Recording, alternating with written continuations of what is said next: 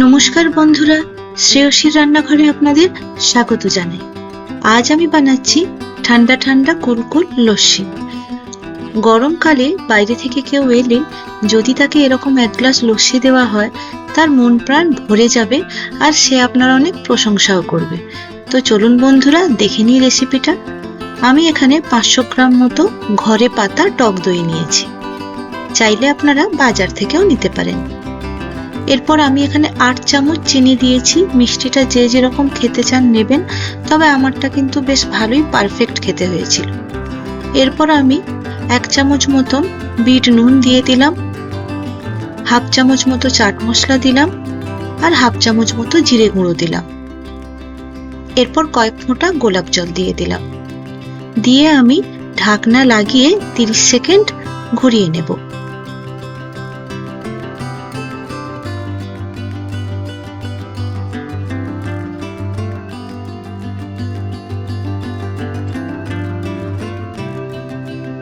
এরপর ঢাকনাটা খুলে আমি কয়েক টুকরো বরফ দিয়ে দেব, দিয়ে আরো 10 সেকেন্ড মতো ঘুরিয়ে নেব।